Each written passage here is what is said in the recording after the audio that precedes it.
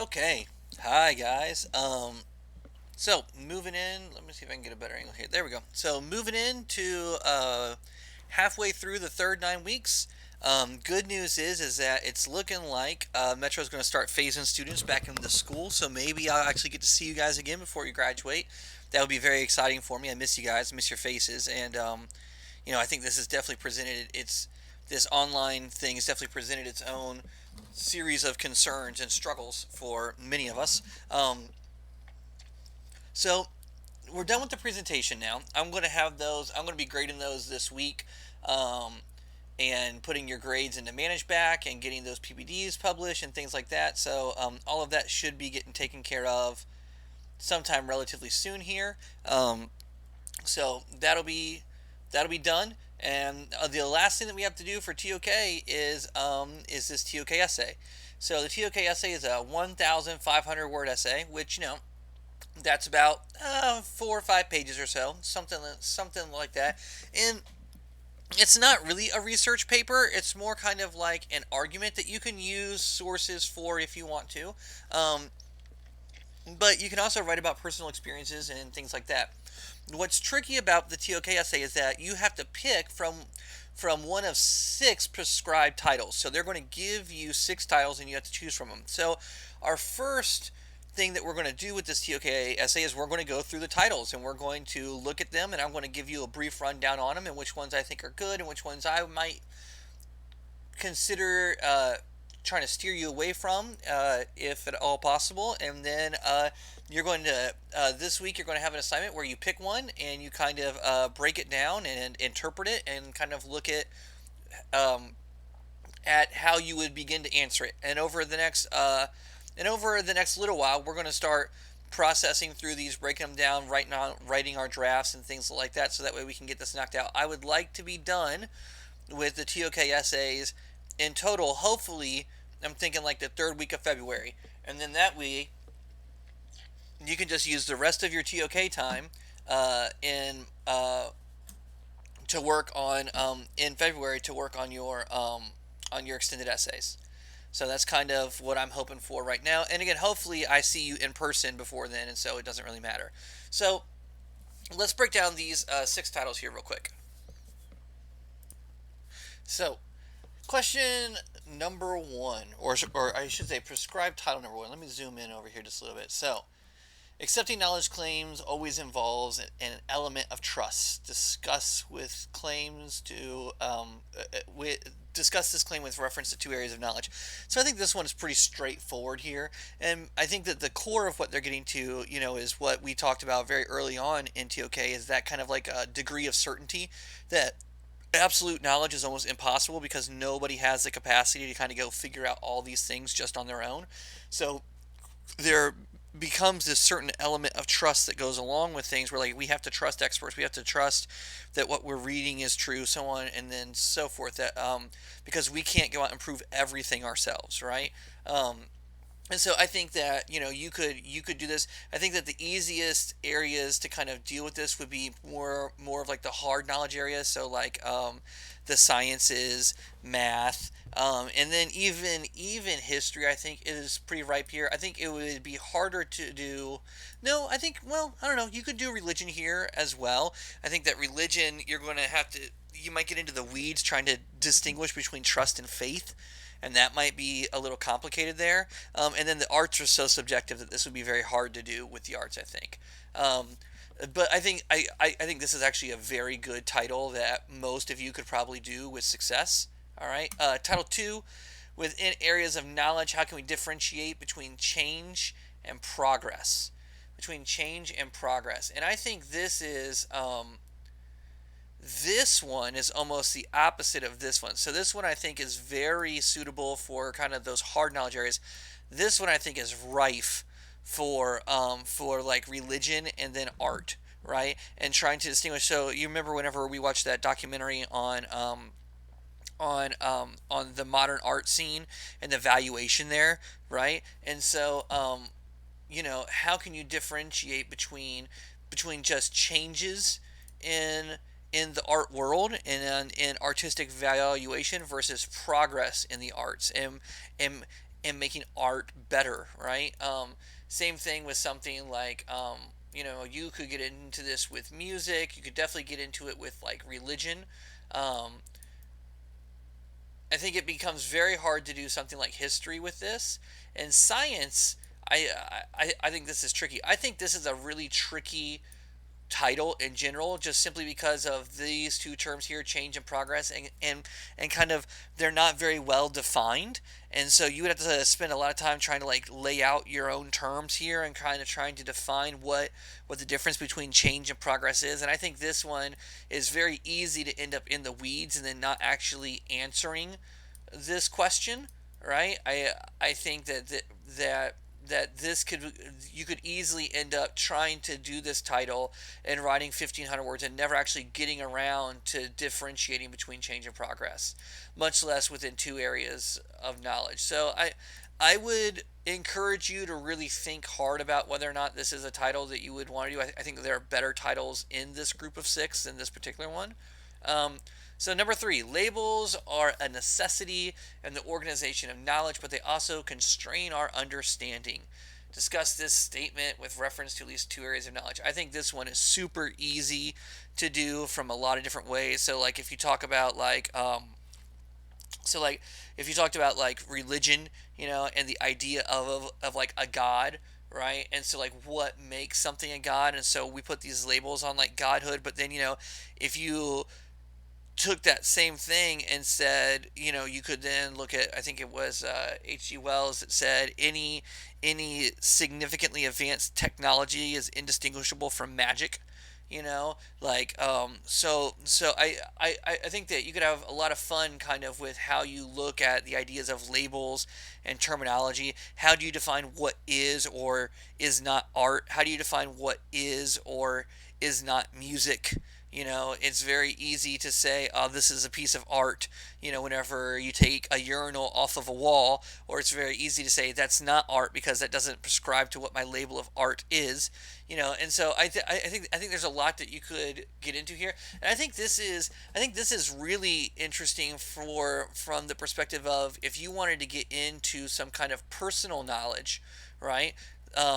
Especially with like systems of faith or the sciences, or like history. I think that there's a lot to get into from a personal level here, especially if you get into like LGBTQ and you get into like gender roles and things like that from a history perspective. I think that there's a lot to unpack here, and this is one of those things where, like, if you're one of those people that is kind of engaged in the larger social conversation right now about labels and about how we label things and whether those labels are useful or not on a social level as a whole, this might be a really interesting title. Number four, statistics conceal as much as they reveal. Discuss this claim with reference to two areas of knowledge. This one is, if you love math, this is going to be the title for you. This is a very easy title to do if you understand statistics and you understand things like correlation versus causation.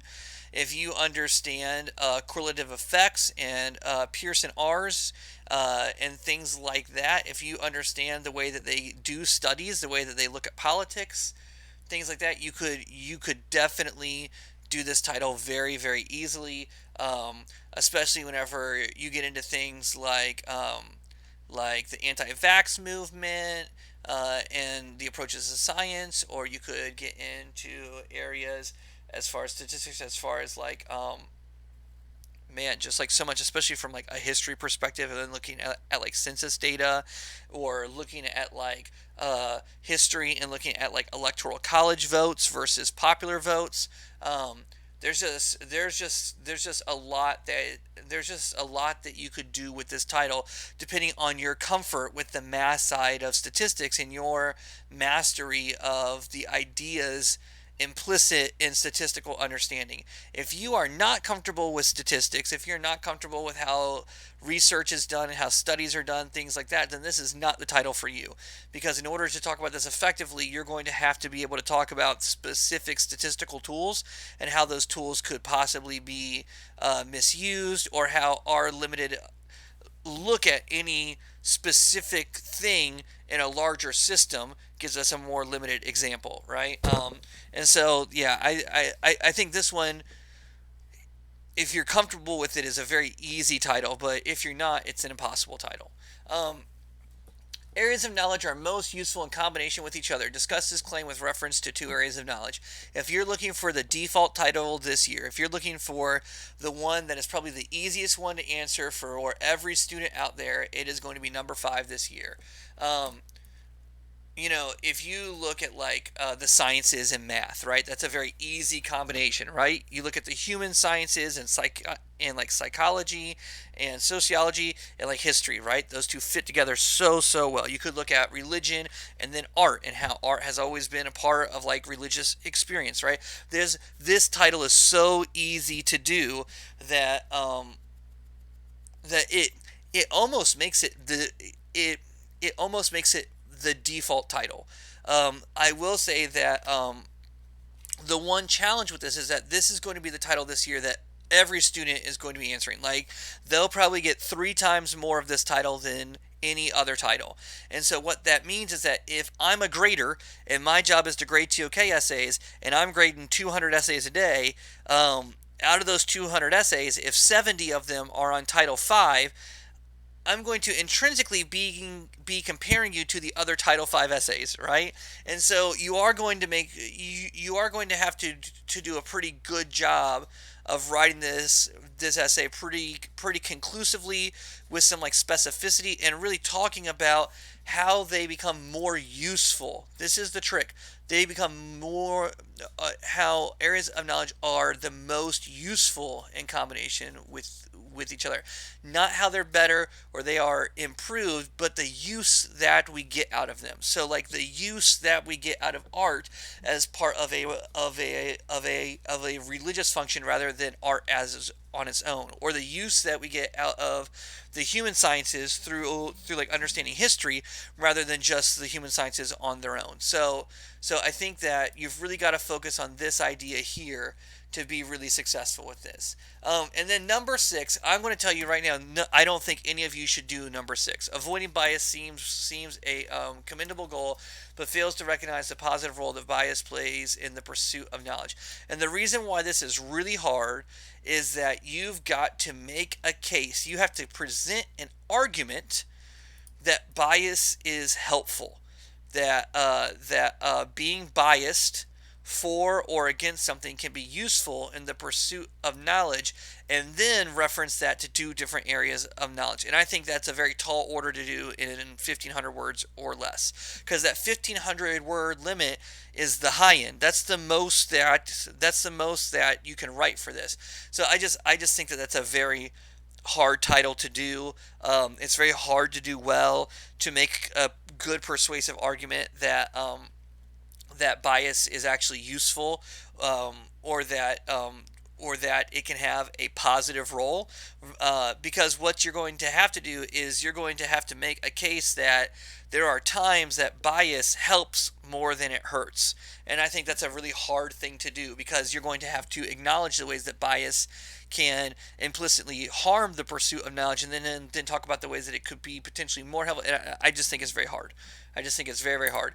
So I would highly encourage you to avoid Title VI if it's at all possible. So that's the quick rundown of the 6 titles. I will put a link to this page in the week folder, so that way you can look at the titles. Your assignment this week, I think, is something that we've already done, but not in actual preparation for our essay. And I'm going to open it right now. There we go. So you're going to fill out this form, which is the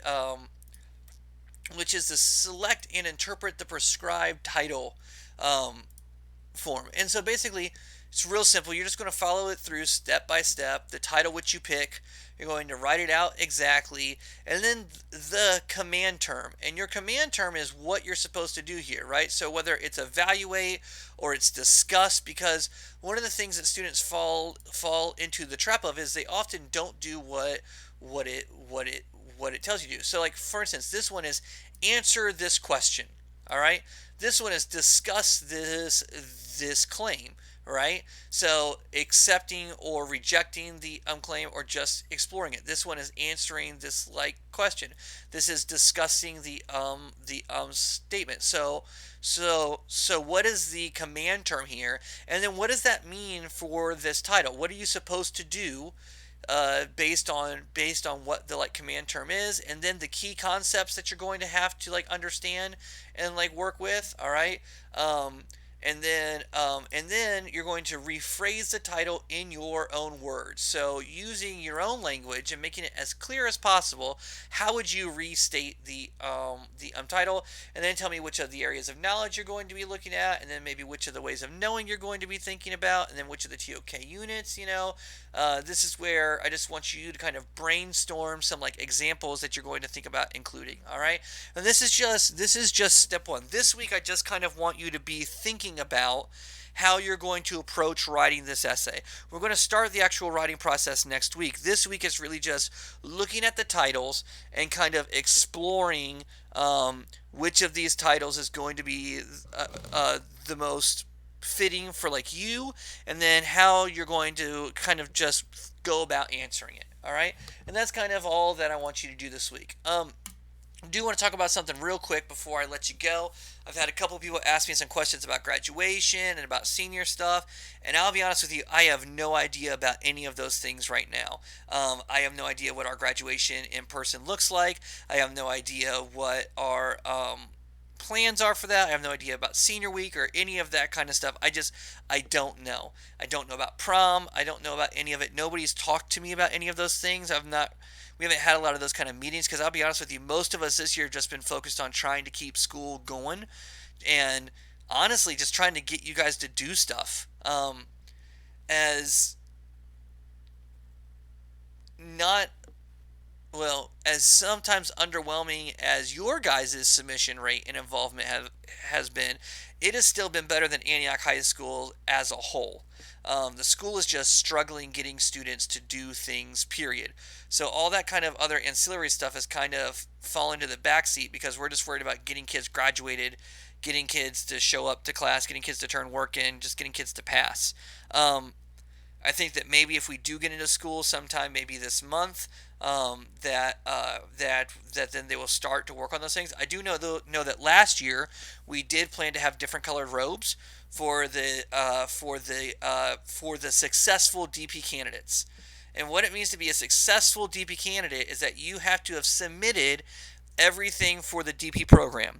That means that you submitted all of your IAs, and you submitted your extended essay. If you got all of the IAs in for your courses and you completed your extended essay, you were considered a successful DP candidate, and you got a different colored robe to walk in for graduation.